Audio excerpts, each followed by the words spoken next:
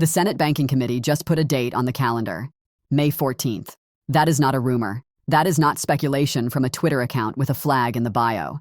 That is a scheduled markup vote, a formal procedural step that means senators sit down, propose final amendments, vote, and if it passes, the Digital Asset Market Clarity Act moves to the full Senate floor. Think about what that means for you if you have been holding XRP since $0.50, since $1.50, waiting for the single regulatory moment that institutions have been explicitly demanding before they deploy capital into this space. That moment now has a date. And the prediction markets, which have been tracking this in real time, just moved from 46% at the start of this month to 71% chance of passing in 2026. That is not noise. A 25-point move in a single month on a prediction market is what smart money looks like when it starts getting confident. The question is not whether you heard the news. The question is whether you understand what happens to the supply side of XRP the day this clears committee.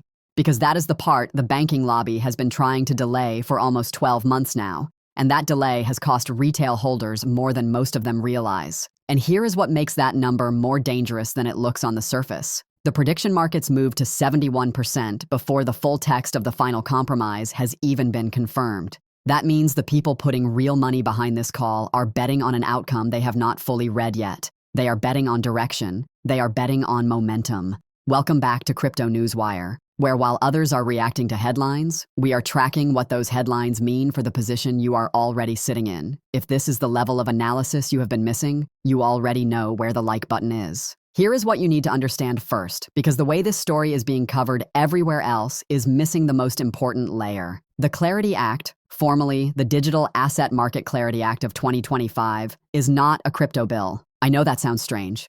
But what this legislation actually does is end the legal ambiguity that has kept every Tier 1 bank, every custodian, every globally systemically important financial institution on the sidelines of the largest asset class of the last decade. Right now, a major bank that wants to use XRP in its payment infrastructure faces a problem that has nothing to do with technology. The technology works.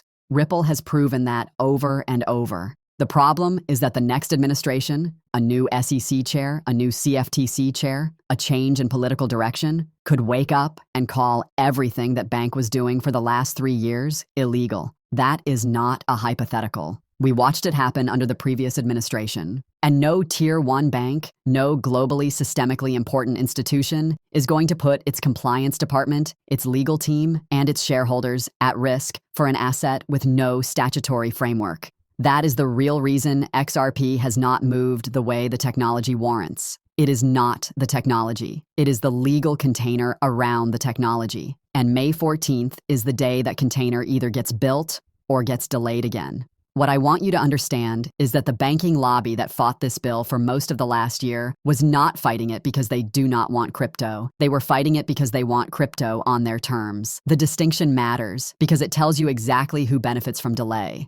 And it is not you. Now let's talk about what the prediction market move from 46% to 71% actually represents in dollar terms, because this is the part that retail investors are not connecting. Cross-border payments globally process approximately $150 trillion annually. That market runs through infrastructure built in the 1970s, SWIFT, correspondent banking, settlement windows that take 2 to 3 business days. XRP settles in 3 to 5 seconds. The fees on a single international wire transfer can run $15 to $45 per transaction. XRPL processes that same transaction for a fraction of a cent. Now here is where the numbers get real. There are approximately 7 billion cross-border transactions processed annually. Even capturing a fraction of 1% of that market in on-chain volume creates a demand pressure on XRP that the current circulating supply cannot absorb at current prices without significant price movement. We are not talking about billions. We are talking about a market where the entire crypto asset class, everything, Bitcoin, Ethereum, XRP, all of it, is still smaller than the annual volume of a single major correspondent bank. The institutions are not coming to dabble. They are coming because the math is undeniable. And the only thing that has been standing between that math and your portfolio is a statute